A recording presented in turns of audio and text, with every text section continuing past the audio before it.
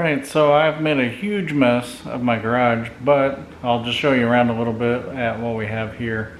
Here on this makeshift table, we've got some miscellaneous interior pieces, mainly in the dash area.